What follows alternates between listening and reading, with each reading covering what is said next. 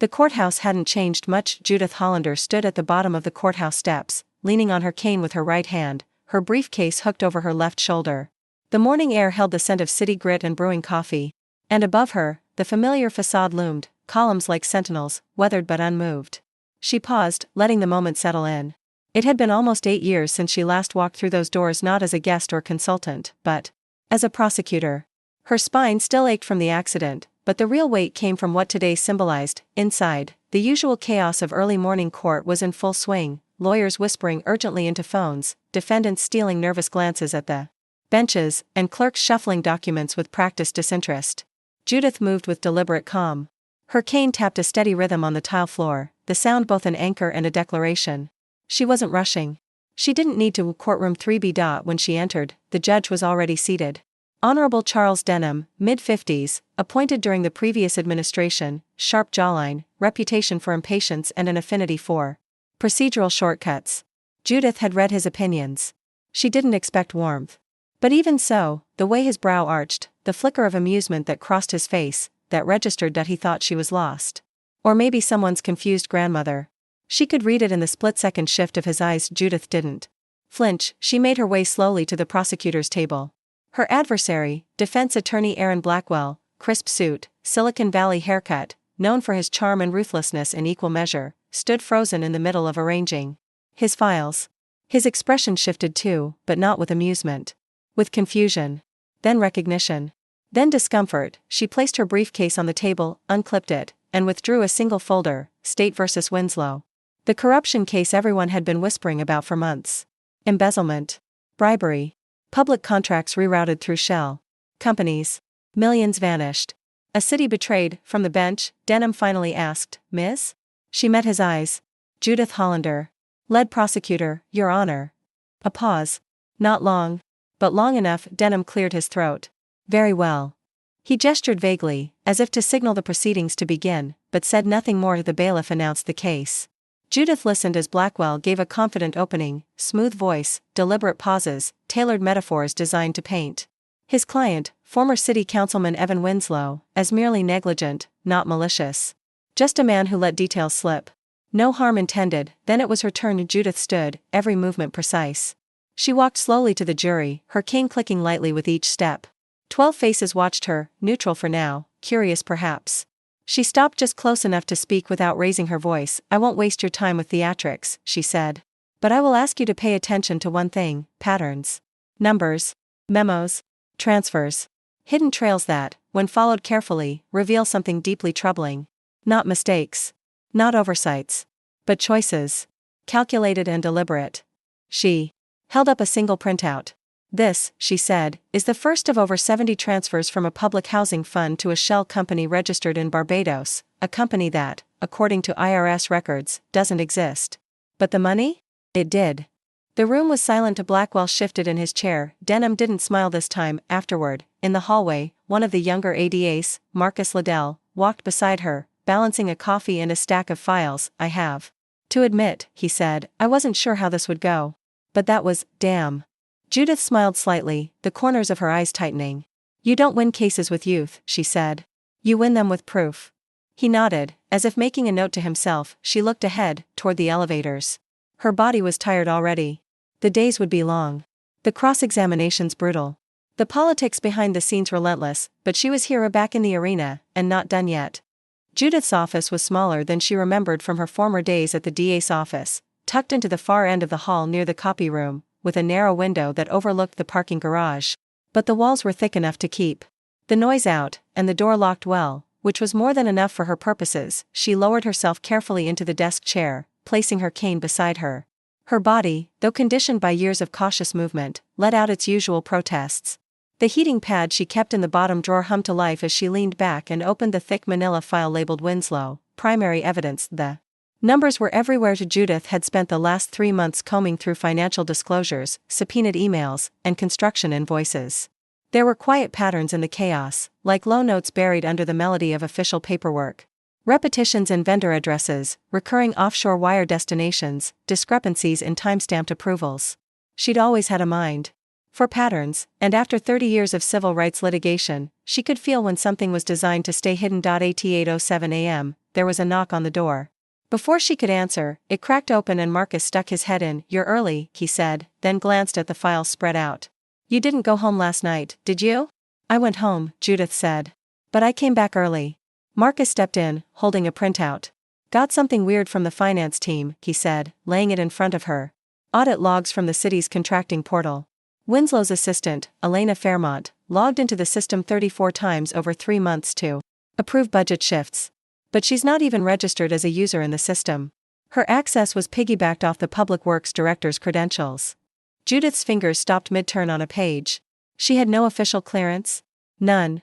Judith narrowed her eyes. Then every approval she made could be inadmissible, or worse, criminal.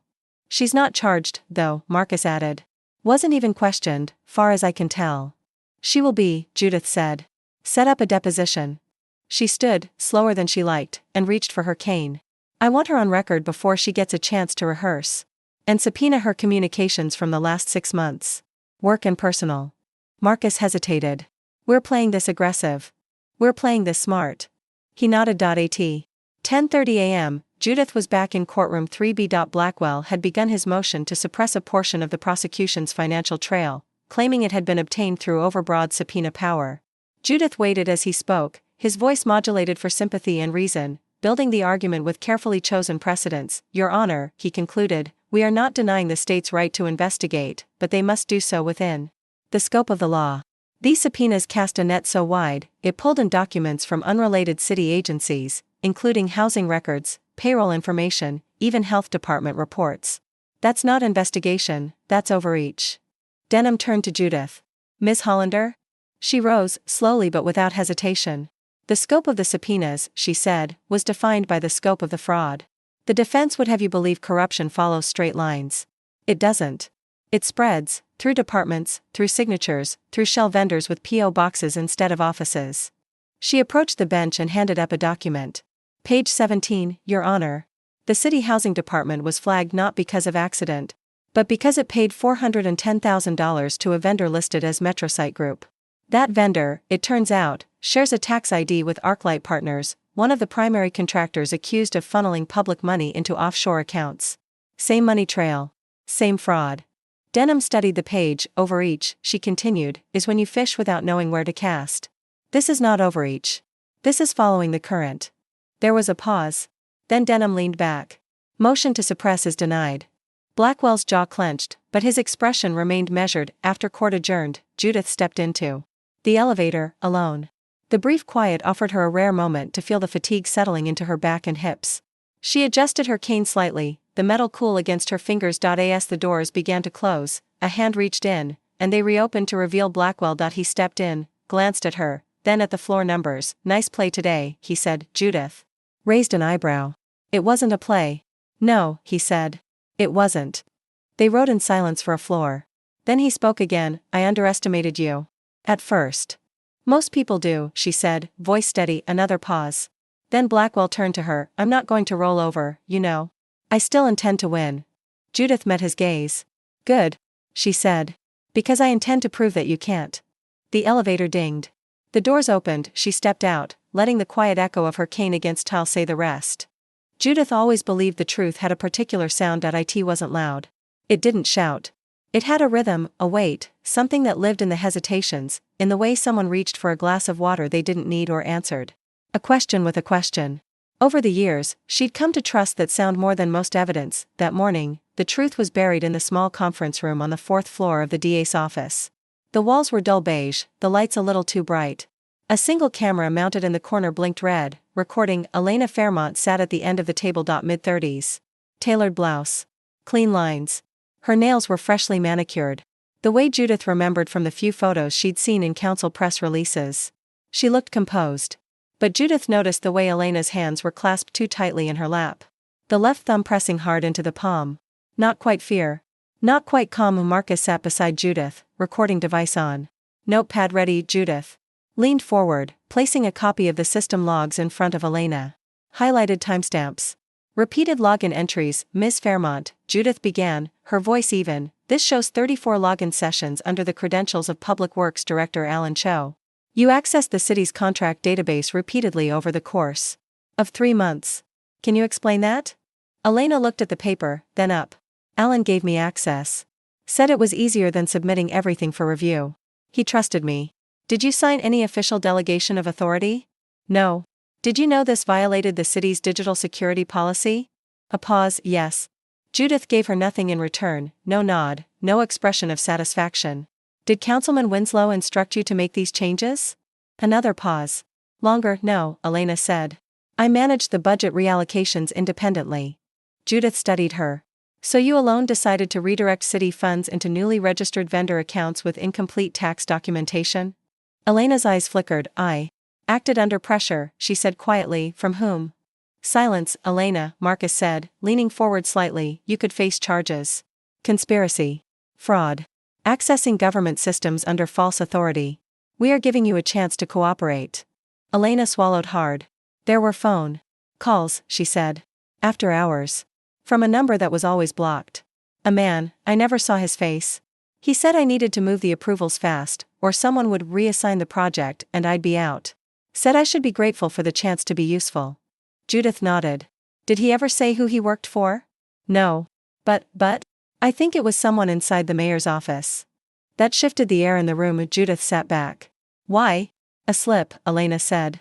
He once said, we've got the mayor covered, so you just play your part. He said we. Not he. Like it was a team. Marcus scribbled furiously. Judith kept her eyes on Elena. Do you recognize this voice? She asked, not specifically. But it was someone older. Confident. Like he'd done this before. Judith folded her hands in front of her.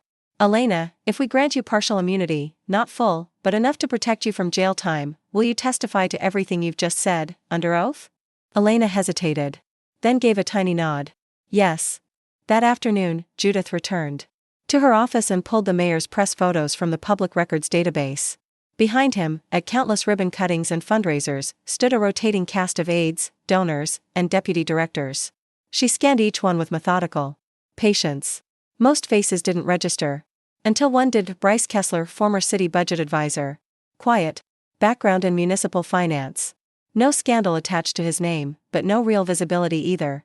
Judith remembered his name from an old case. He'd once been connected to a misappropriated education fund, but the charges never stuck.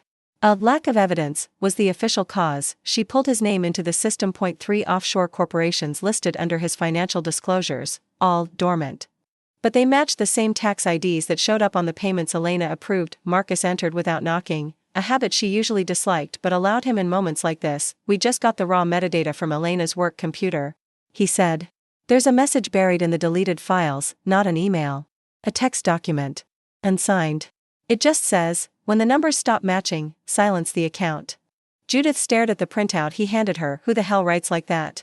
Marcus muttered. Someone who knows what they're doing, Judith said. And someone who's done it before. She looked up. I want a warrant for Bryce Kessler's personal accounts. Start with his municipal email. Then we go after his private ones.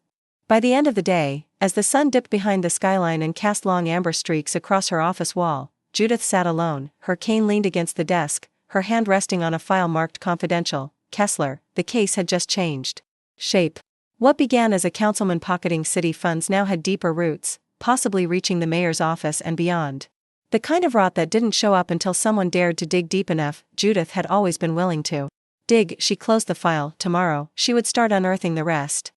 By 7:30 a.m., Judith knew someone had leaked. Her phone buzzed with the first of several news alerts. Local prosecutor targets mayor's office in alleged witch hunt. A grainy photo of her, taken mid-stride, cane in hand, eyes narrowed against the sun, was splashed across a local news site.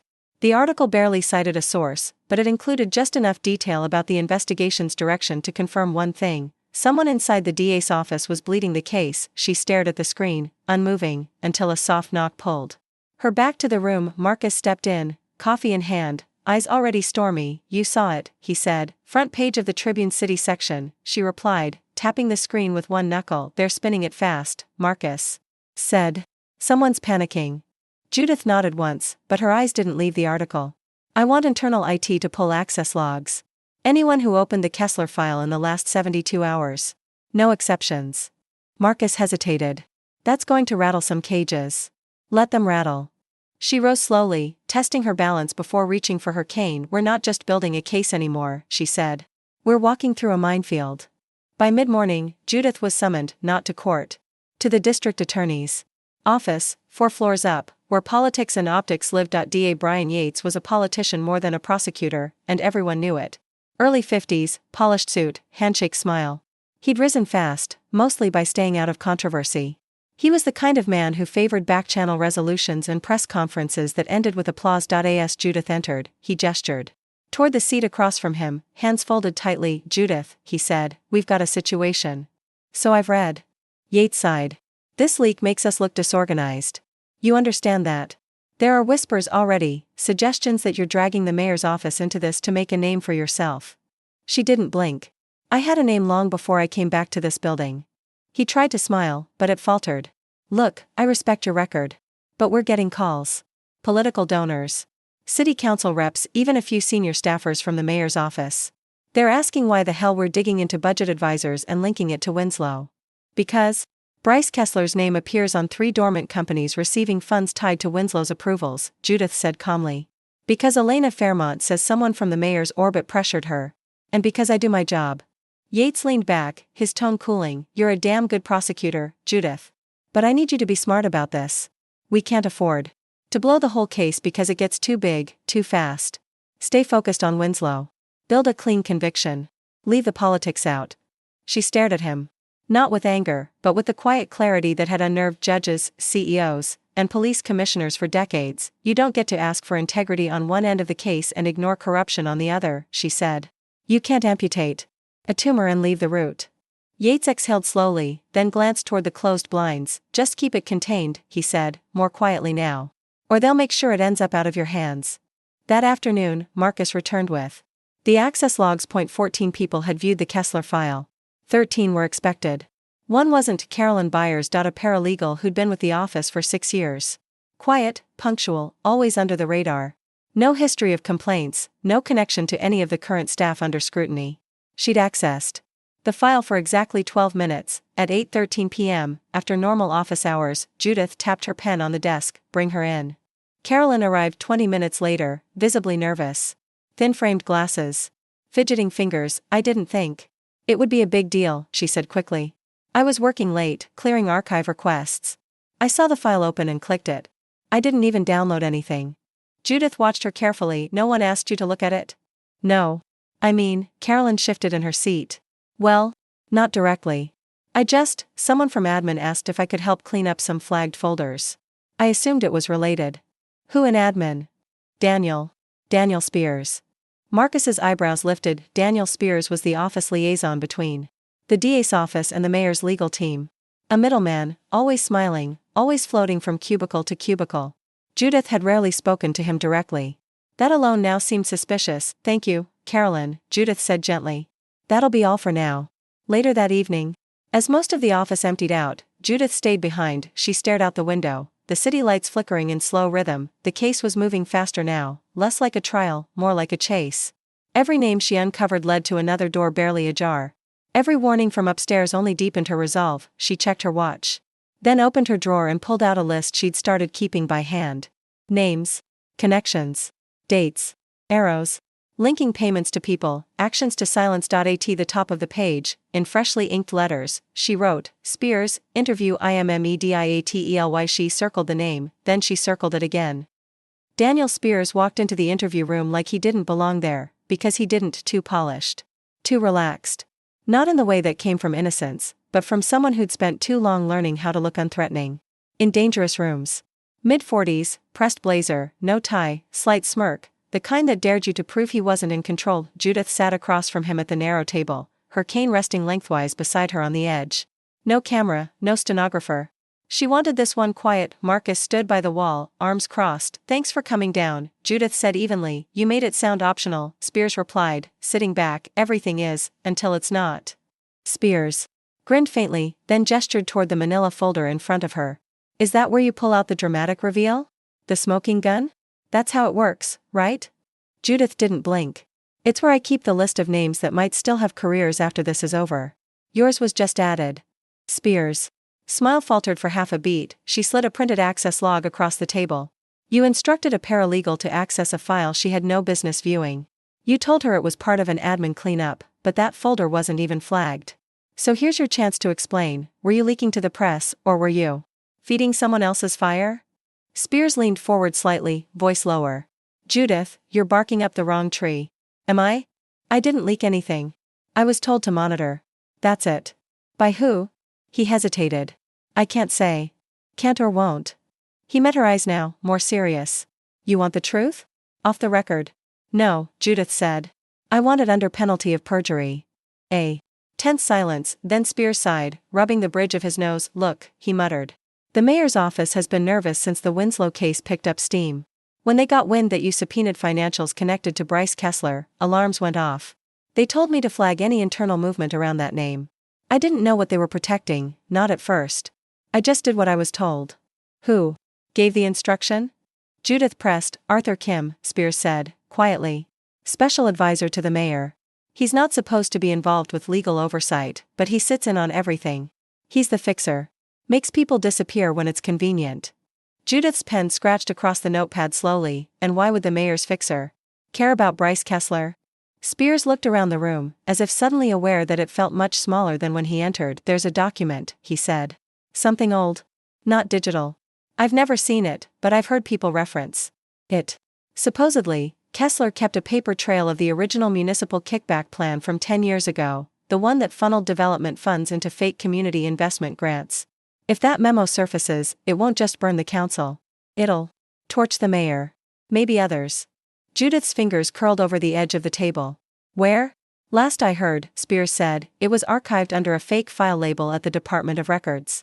They buried it under environmental policy assessments. No one would think to look there. By 6 p.m., Judith and Marcus were standing in the cold storage stacks of the City Department of Records, a massive gray building off L Street that smelled of mold, paper, and bureaucratic neglect. The clerk on duty was a former intern of Marcus's and owed him a favor, so they'd been let in after hours. Judith's breath was shallow. The pain in her lower back had been flaring since midday, but she pushed it aside. Her cane echoed softly. On the concrete floor as they walked the rows, Box 31E9, Marcus read aloud, checking the tag against a row of battered archive crates. It should be here. He pulled a heavy container down from the shelf and set it on the nearby cart. Inside, stacks of folders. Mostly reports on stormwater runoff and building code compliance. But halfway down, folded between two unrelated forms, was a manila envelope marked only with a single word in faded ink, Trillium. Judith opened it slowly. Inside, a 6-page memo. Old watermark. City seal.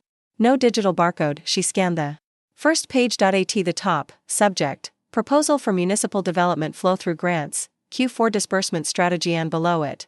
Prepared by Bryce Kessler, reviewed by A. Kim. Final sign-off, Office of the Mayor. She stared for a moment, unmoving. It was everything. A blueprint, clean and deliberate, of how funds were to be redirected into advisory committees, which were actually ghost firms. Language buried in policy jargon. Terms like indirect investment dispersal and flexible retention architecture. But Judith could read the intent in every line. Marcus looked over her shoulder. They were laundering money through their own committees. Judith nodded slowly. And they weren't even careful. Back in her office that night, the memo scanned and encrypted in triplicate, Judith sat staring at the corkboard on the wall. Photos, arrows, names, paperclips. At the center, she pinned the copy of the memo and drew a red circle around A. Kim, then she drew a second around Mayor Holloway. Her phone buzzed. A text from an unknown number. You're stepping on glass. In bare feet. Turn back. She stared at it, then deleted it without replying. She turned to Marcus, who was still pacing, adrenaline barely contained. This memo, he said, it could indict half of City Hall. Judith nodded, voice calm. Then it's time we stop circling them, and go straight for the door. The press conference was called with less than 4 hours' notice. Mayor Holloway stood before a row of American flags in the east annex of City Hall, a hand-picked group of reporters seated in front of him, cameras already rolling. His voice was calm, calculated, and laced with that deliberate tone of executive concern. Let me be clear, he said, this administration has always supported transparency, fiscal responsibility, and accountability in public office. But we will not tolerate politically motivated attacks under the guise of justice. We trust the integrity of our legal system, but we also recognize the importance of balance. Reckless pursuit of headlines is not the same as serving the people. Judith watched it all from the small TV mounted in the corner of her office, the volume low. She recognized the performance. Every syllable was vetted. Every gesture rehearsed. This was preemptive damage control, not for Winslow, but for the widening circle of names the investigation had started to touch. The Trillium memo had lit a fuse, and now, they were scrambling to contain the blast. She turned off the TV. There was a knock at the door. "Come in," she said, already knowing who it was. Damon Pell, chief counsel for the mayor's office, stepped inside. Impeccable gray suit, wire-rimmed glasses, briefcase that looked more like a weapon than an accessory. He was the kind of man who'd buried 36 scandals in his time, most without ever seeing the inside of a courtroom. "Judith," he said, as if they were old friends. "Damon." He sat down without waiting for an invitation, crossing one leg over the other. "You've been busy." "So have your people," she replied. "That was quite a press conference." "You write the speech yourself?" "I'm here," he said, ignoring the jab, "because we have a shared interest in preventing this from becoming something it doesn't need to be." Judith leaned back slightly. "Go on." "You've uncovered a document that, on its face, looks troubling. But you and I both know context matters. The Trillium strategy was exploratory, proposed, not enacted. No funds were moved under that plan. No laws broken. And certainly no criminal intent." "You read the same memo I did?" "I read it carefully," he said. "And I know how easily something can be twisted to fit a narrative. That's what I'm here to prevent." Judith folded her hands. "You're not preventing anything. You're trying to buy time." He smiled faintly. "We're trying to preserve institutions, Judith. You go down this path, and you start tearing at the foundation of the city. Public trust. Functional governance. You bring down one or two players, maybe. But the cost? The chaos? That'll be your legacy." She said nothing for a long moment, then opened the drawer beside her, pulled out a single sheet of paper, and slid it across the desk. "Witness statement," she said. "Signed, Elena Fairmont.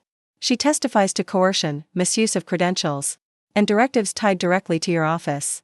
Pell didn't touch the paper.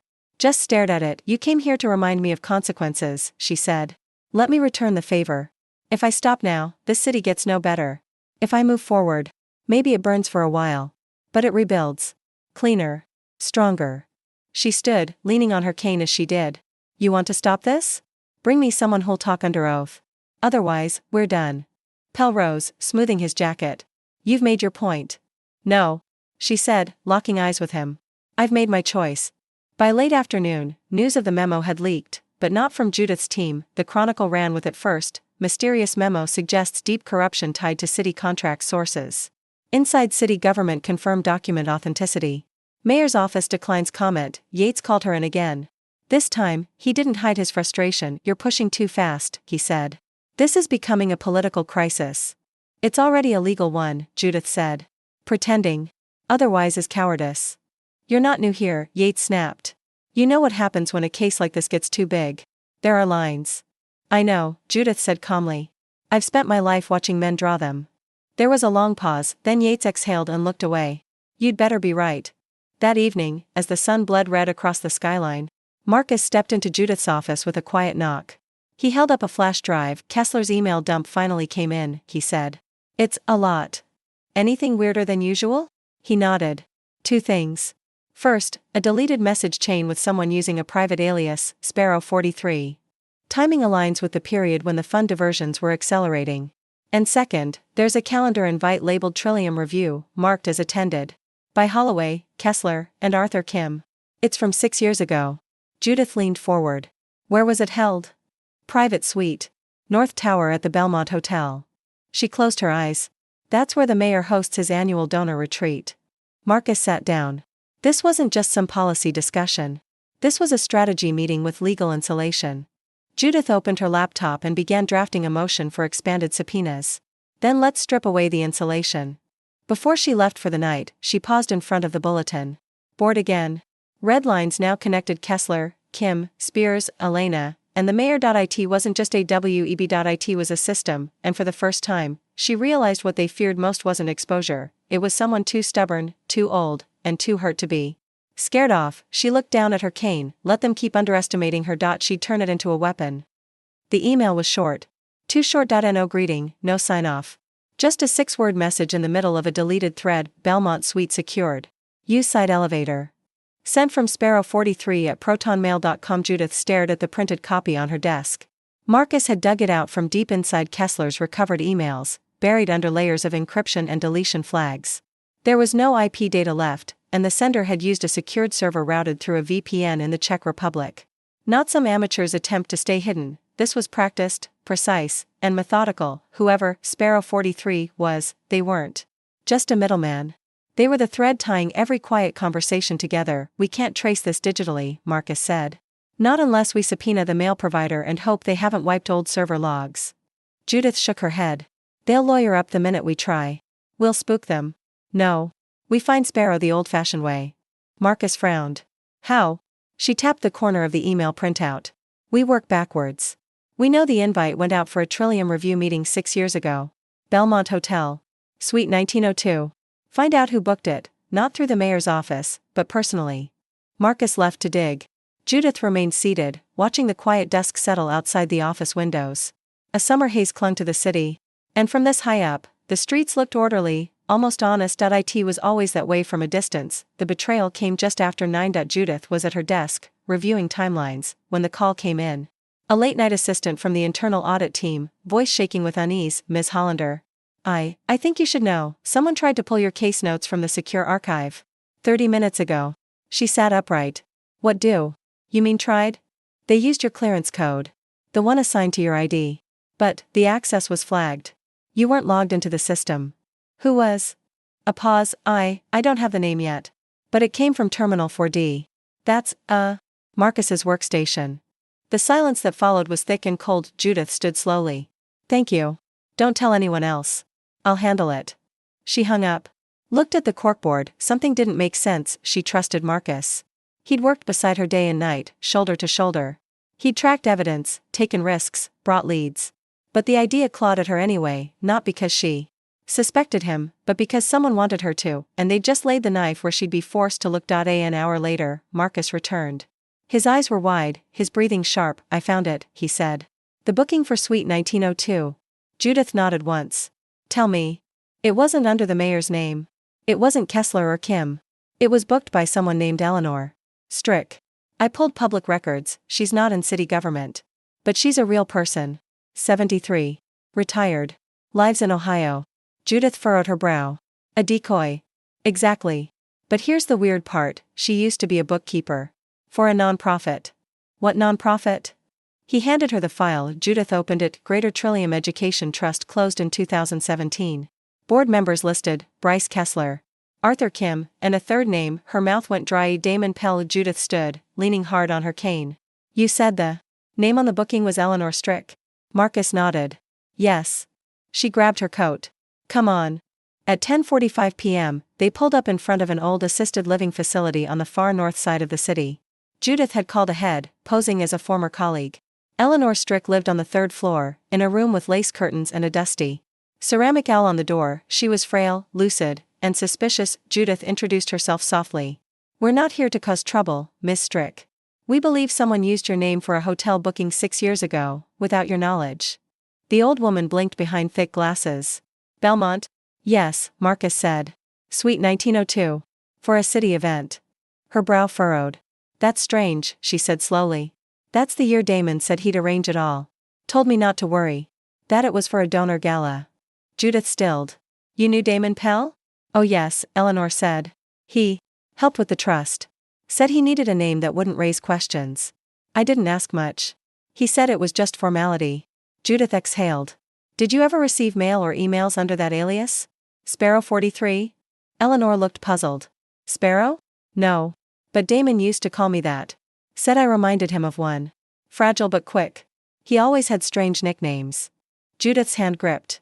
The cane tighter. Damon wasn't just cleaning up after the mayor. He'd orchestrated the misdirection. He was Sparrow 43. Back at the office, the halls were dark, mostly empty. Judith returned to her desk and sat for a long while, listening to the silence. Marcus sat across from her, drained. You think he's behind the break-in too? He asked. I think he's trying to set a trap, she said. He knows we're circling him. He wants to cut us off from the inside. And Yates? He'll cave the second this looks unstable. Marcus shook his head. We need to go public. Judith turned slowly. No, she said. We need to go legal.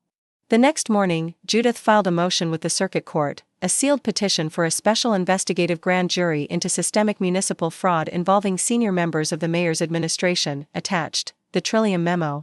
Email metadata, Eleanor Strick's signed affidavit, and a preliminary dossier identifying Sparrow 43 as Damon Pell. At the bottom, she signed her name carefully, Judith E. Hollander, lead prosecutor, as she exited the courthouse that morning. Camera flashes followed her down the stone steps. The city was awake now, and watching, and this time, she wasn't walking alone. The morning the grand jury was convened, the city felt different. Outside the courthouse, news vans lined the curb. A buzz of reporters pressed against the barriers, microphones outstretched like weapons, their questions sharp and insistent. Ms. Hollander, is this about taking down the mayor? Do you have enough to indict Arthur Kim? Is your office politically motivated? Judith moved past them slowly, her cane clicking steadily on the concrete. She didn't stop. She didn't look at the cameras. The only thing she gave them was presence and silence. Inside, the grand jury room was sealed tight. 14 jurors, all sworn to secrecy. A special judge rotated in from outside the district to avoid conflict. Judith stood before them for nearly 2 hours, presenting a narrative that now spanned 6 years, hundreds of transactions, and more than a dozen names. With Damon Pell and Mayor Holloway seated firmly at the center, she ended her presentation with a quiet, unwavering statement: this case isn't about ambition. It's about betrayal. Of systems. Of trust. Of the public that counted on their leaders not to steal from the shadows. I ask that you give the city what it's been denied, truth, under oath. When she left the room, Marcus was waiting with a single line of text on his phone. Mayor Holloway is going live. Press conference in 10. They watched from a side room in the courthouse, the flat screen mounted high on the wall. Mayor Holloway stood at a podium flanked by flags and legal aides. His expression was colder this time, less rehearsed, more desperate. Gone was the charismatic veneer. In its place, calculation. I have always respected the process of justice, he began. But what's happening now is not justice. It's a coordinated attack, not just on me, but on the stability of this administration and the progress we've made together. He paused. Looked directly at the camera. I have recently been made aware, he continued, that the lead prosecutor in this case, Ms. Judith Hollander, has failed to disclose significant financial ties to a civil suit filed against the city 3 years ago. A case in which her name appeared in email communications advocating for the removal of key personnel. Judith's chest tightened. That, Holloway said, is a conflict of interest. That is motive. And that is something the people deserve to know. The feed cut to black. Back in her office, the silence hit first, then the phone calls, then the texts. Yates summoned her immediately. This time, the tension in the room was different, colder. Is it true? He asked, arms folded, voice low. Did you correspond with the plaintiffs from the Williams housing discrimination case? Yes, Judith said. They were former clients. I sent them statements of support, outside of any legal advisory role. I never filed motions, never billed, never stepped near the courtroom. But you didn't disclose it when you rejoined the DA's office. I wasn't required to, she replied, calm but firm. The conflict rules apply to direct representation, not personal advocacy. Yates didn't look satisfied. The mayor just gave half the city a reason to question your ethics. Whether you crossed a line doesn't matter now. Perception is the story. Judith leaned forward, her tone steady. No. The story is that the mayor is under investigation for financial crimes, and the best he can do in response is dig through old emails. If you cave now, Brian, you're telling every prosecutor that courage is conditional. He said nothing. She stood. I'm not resigning. And then she left. Later that evening, Marcus entered her office and closed the door quietly. They're scared, he said, obviously. No, he said. Really scared. He handed her a file, a leak from inside the mayor's scheduling office. Dozens of internal meeting logs, names of attendees blacked out, except one, D. Pell. The meeting topics? Risk containment. Strategy, external narrative management, emergency personnel reorganization. They were planning a takedown, Marcus said. Not of Winslow. Of you. Judith thumbed through the papers. Did you find out who else was in the meetings? Not yet. But there's one name that's consistent in the footnotes, underlined in red on every page. He pointed. Legal. Liaison, Kim. Judith exhaled slowly. Arthur Kim's not just helping them spin this. He's coordinating it. And if we don't move fast, Marcus added, they're going to shift the target off of them, and onto you. Judith knew what she had to do. That night, she sat down in her apartment, laptop open, and recorded a message. No script. No prep, just her. My name is Judith Hollander, she began, and I have spent 37 years fighting for truth in a courtroom. I've seen men in power silence the vulnerable, rewrite the rules, and weaponize doubt. I have never claimed to be perfect. But I have never, not once, stood on the wrong side of the law. She paused, then looked directly into the camera. The mayor wants you to question me because he can't answer for himself. He wants you to believe this is political. It's not. It's criminal. And no amount of distraction will change the evidence that's been put before a grand jury. You deserve to see justice done, without smokescreens, without threats, and without compromise. She uploaded it. No press agents. No spin, and within an hour, it was everywhere. The grand jury room was windowless and quiet, deliberately so.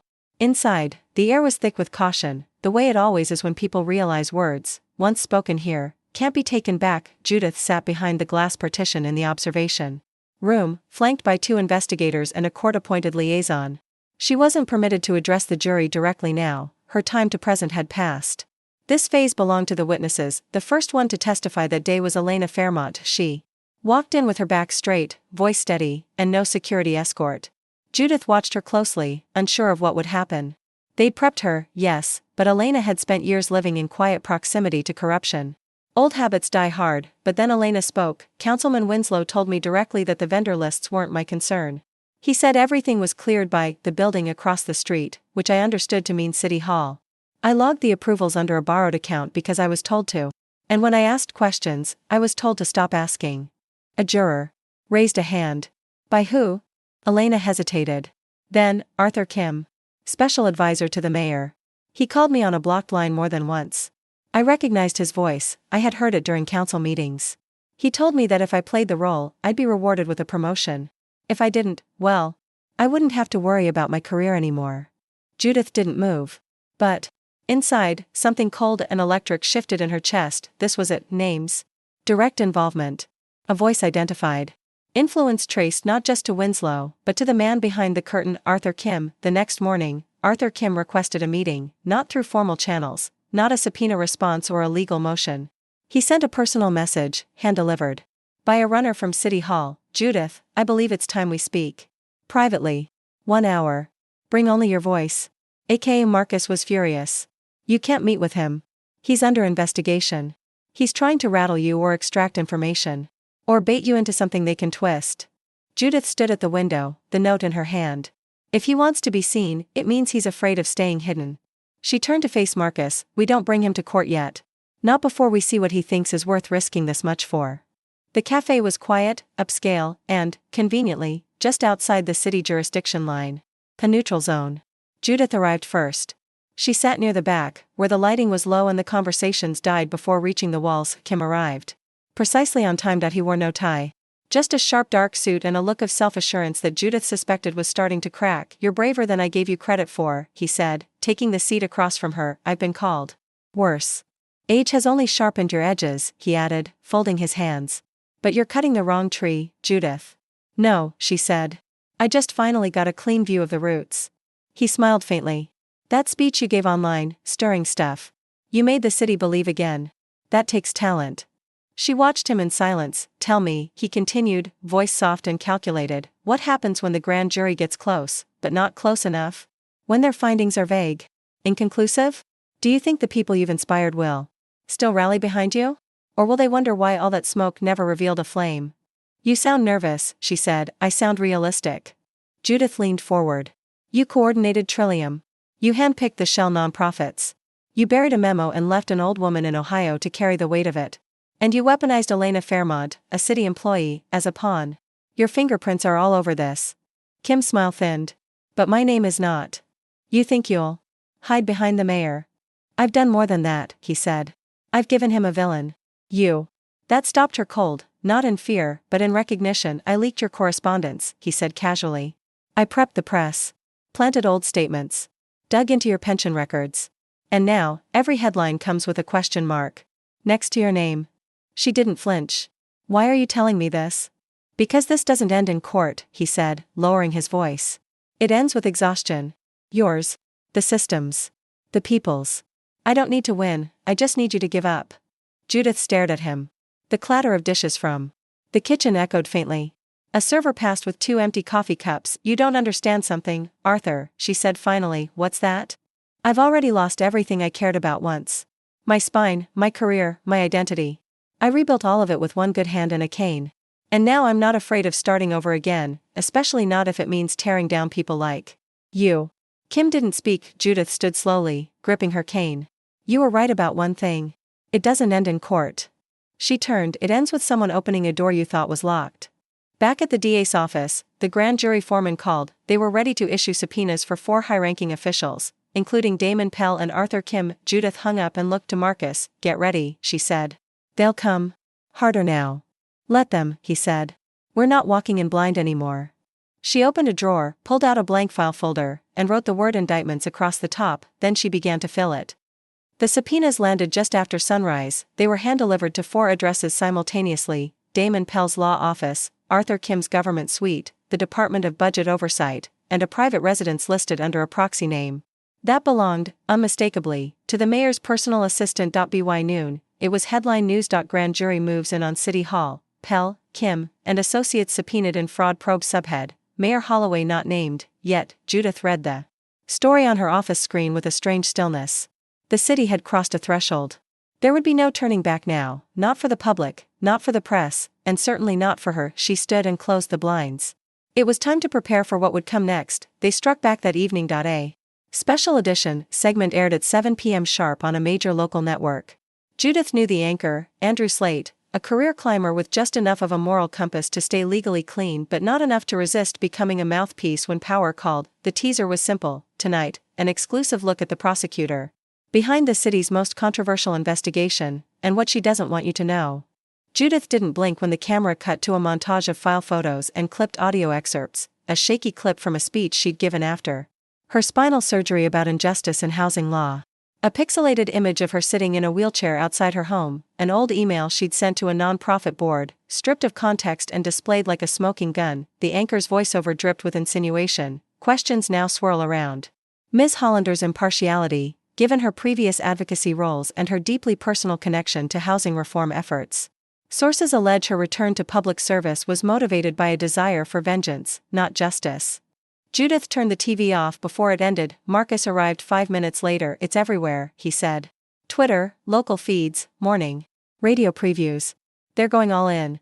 Let them, she said. I mean, they're hitting hard, Judith. They're not trying to defend the mayor anymore. They're trying to destroy you. She looked up, face calm. That means they've got nothing left to protect themselves with. The invitation came the next morning, delivered by courier in a black envelope without a seal. A simple note: Judith, come alone. No press. No staff. No recordings. Holloway wants 10 minutes. Suite 31. Capitol Towers. Noon. D.P. Damon Pell's initials. Marcus was against it, of course. This smells like a trap. It is, she said. But not the kind they think. Capitol Towers loomed over the city like a monument to glass and ego. Judith hadn't been there in over a decade, not since a pension reform hearing when she still wore heels and carried her case files in a battered leather satchel instead of a briefcase. With a built-in lumbar pad, Suite 31 was near the top. Private elevator. Discreet concierge. The door opened before she knocked. Mayor Holloway stood inside, alone. He looked tired, not disheveled, not panicked, just worn. Like someone who'd spent the night standing in the ocean, pretending not to notice the tide. Judith, he said. She stepped inside. No handshake. Why now? She asked. Because the fuse is burning, and you're holding the match, he replied. And because I think you still believe there's a version of this where the city doesn't collapse. Judith said nothing. Holloway walked to the window. I inherited the Trillium model, you know. I didn't invent it. Kessler brought it in. Kim polished it. I just maintained it. Maintained a shell operation that stole millions in public funds, she said. He turned. I maintain stability. A functioning government. Growth. Did you know our housing backlog dropped by 14% last year? That our unemployment rate is lower than it's been in a decade? You want to know how we funded those programs? Trillium. The cuts. The rechanneling. It wasn't just graft. Judith walked closer. You're justifying theft with statistics. I've seen this before. You think because it didn't look like a crime scene, it wasn't one. He pointed at her. And you think because you walk with a cane and survived a fall that you've earned the right to play martyr. Judith's jaw tightened. You came back to this office with fire in your chest, and you decided I was the villain. But let me ask you this, Judith. What if the system you're trying to cleanse falls apart without us? What if the power we held, for all its flaws, was the only thing keeping this city upright? She looked at him. I'd rather tear it down than let men like you keep pretending they're the reason it stands. He stepped forward. I can make this stop. So can I, she said, their eyes locked. No illusions left. No deflection, only truth. He lowered his voice. You can't win this alone. I'm not alone. And then she turned and walked out. Back at her office, she reviewed the latest court calendar. Pell was scheduled to appear before the grand jury in 4 days. Hakim, 5. And Holloway, he wasn't on the list yet, but his name was penciled in. Judith added it to the indictment folder herself, black ink, bold, permanent. Damon Pell arrived at the courthouse in a car with tinted windows and a lawyer who looked like he charged by the minute. The press was waiting, of course, cameras flashing, microphones shoved toward the curb, reporters shouting his name like he was walking into a movie premiere. But Pell kept his head down, silent behind mirrored sunglasses. Judith watched from a distance, standing in the upper window of her office. She wasn't interested in theatrics. What mattered was what he said behind closed doors, and what he didn't. By mid-morning, he was seated in the grand jury room, sworn in, hands folded like a man who had already rehearsed the script in his head. His lawyer did most of the talking. Mr. Pell will invoke his Fifth Amendment rights on all matters relating to the Trillium development proposal, the alleged use of proxy vendors, and any communications with members of the mayor's staff or budget advisory team. The jurors exchanged glances. Judith had expected this, but then he added something new. However, the lawyer said, my client is willing to provide limited testimony regarding internal communications with the former councilman Evan Winslow, under the protection of a use immunity agreement. Judith blinked. They were giving up Winslow. By early evening, Arthur Kim was next. Unlike Pell, he didn't hide behind legal shields. He walked in briskly, alone, wearing a gray suit so perfectly tailored it looked like a second skin. Kim sat before the grand jury with the posture of a man who knew the architecture of every lie in the building and was prepared to deny them. All. He answered questions. Carefully. Cleanly. With just enough detail to appear cooperative. Yes, he was involved in vetting city grants. No, he did not create or implement any illicit financial structure. Yes, he attended the meeting at the Belmont Hotel, but only in an informal advisory capacity. He admitted nothing, revealed nothing, but his voice wavered. Once, when asked if he had ever received direct instructions from the mayor regarding the concealment of donor identities. He paused, then said, not directly. Judith scribbled 3 words in her notebook, not directly. Enough. The whistleblower surfaced 2 days later. An anonymous email arrived in the DA's tip inbox, brief, but impossible to ignore. I worked in the Office of Digital Records. I was instructed to scrub calendar entries, delete drafts, and replace metadata on archived financial memos tied to Trillium. I have receipts. You're looking in the right place, but the corruption didn't end in 2017. It's still happening. Meet me. Judith and Marcus met the contact that night in a quiet corner of a 24-hour diner in Northeast D.C., far from City Hall, far from the press. The whistleblower was in their early 30s. Nervous. Hood up. They ordered coffee and didn't touch it. My name is Lauren, they said. I was a contractor, assigned to metadata compliance in the digital archiving division. When the Trillium records started drawing attention again, someone from the mayor's office, I don't know who, it was filtered through intermediaries, instructed us to create shadow duplicates. Clean versions of questionable files. The originals were supposed to be deleted. Judith leaned in. Were they? Lauren shook their head. I copied them. Saved them offline. I didn't know what I was looking at first. But after I saw the Belmont memo, I realized what it was. They handed over a thumb drive. Everything. Memos, directives, timestamps, IP logs. Some of it points directly to the mayor. There's a calendar invite that links him to a private breakfast with Kessler the day after the first dummy vendor was approved. Marcus looked stunned. You understand what this is? Lauren nodded. It's insurance. For the city. For me. Judith placed her hand over the drive. For all of us, she said. By the next morning, Judith was in motion. She filed a formal motion to initiate charges against Evan Winslow, Damon Pell, and Arthur Kim, based on grand jury findings, testimony under immunity, and corroborating digital evidence. 3 counts of conspiracy. 4 counts of fraud.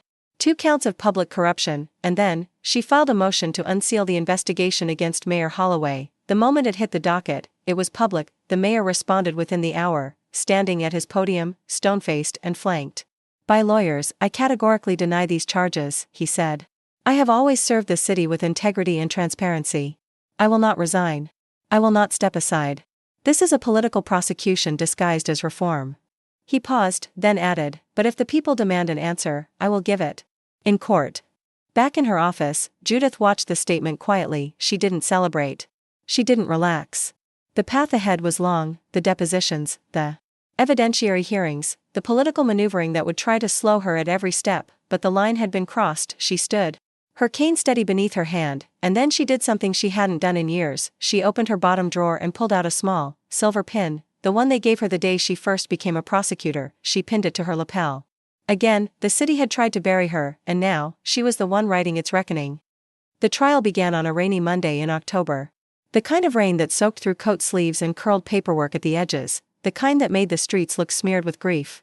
Reporters crowded outside the courthouse in slickers and windbreakers, microphones hidden under umbrellas.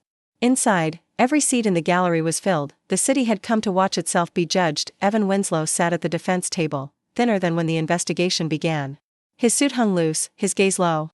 His attorney was skilled but visibly rattled by the breadth of evidence: digital trails, subpoenaed emails, flagged transfers, and Lauren's metadata files. There were too many breadcrumbs, and the jury didn't have to walk far to see where they led. Damon Pell, though not on trial, had been forced to testify, and when he took the stand, he looked smaller than Judith remembered. For all his early bravado, he folded quickly under cross-examination. His immunity was contingent on full cooperation, and he didn't risk testing it. Arthur Kim refused to testify. His lawyers fought it all the way to the circuit court, citing ongoing appeals and procedural violations. But the judge, unmoved, ruled against him. When he was finally sworn in, he stuck to a narrowed script, invoking privilege more times than Judith could count, but even his controlled answers couldn't hide the gaps. The jury noticed. So did the public. Then came the mayor. Holloway's lawyers had delayed as long as they could, insisting their client had no direct role in the Trillium program.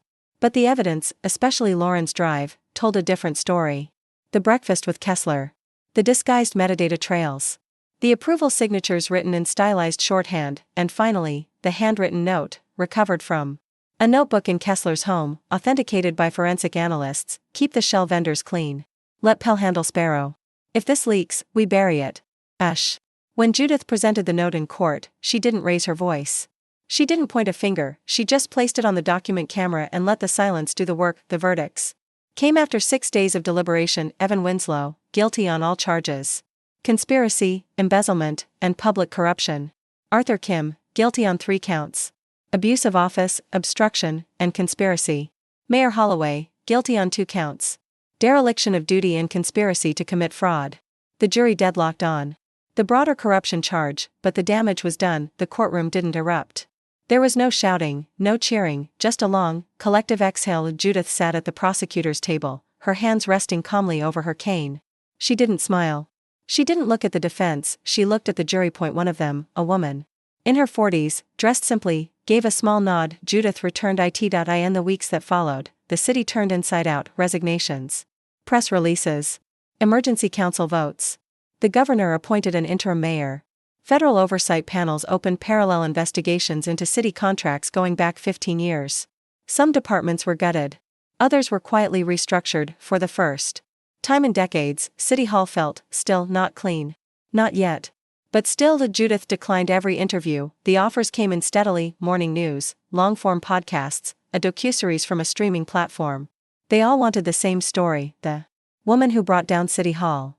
But she didn't bite. Instead, she did something quieter. She returned to the law school where she once guest lectured, where she used to mentor interns before her accident. And one Wednesday afternoon, she walked slowly into a seminar room and sat at the head of a table full of first-year students who barely recognized her name. One raised her hand and asked, "Why did you come back?" Judith paused, then smiled, just slightly: because the truth doesn't care how old you are, or what you limp with. It only cares that someone's still willing to drag it into the light. On her last day in office, Marcus found her packing a single box, mostly paperbacks, one framed photo of her dog from years ago, and the silver pin she'd worn to trial. "You really going through with it?" he asked. She nodded. "Time for someone else to carry the torch." "Then let me say this," he said, hand on the door. "You didn't just win the case. You changed the course." Judith looked at him, and for the first time in months, her voice softened. "I just reminded them that the course could change." As she stepped outside for the last time, cane in hand, the wind picked up. Leaves scattered across the courthouse steps. Somewhere in the distance, a bell rang, not ceremonial, just a city's daily rhythm resuming. Judith stood still, watching people pass. No one stopped her. No one asked for her name, and that was the way she liked it, because justice, she knew, wasn't about the spotlight. It was about the quiet after, the kind that came when the storm had passed, and the truth was still standing, just like her.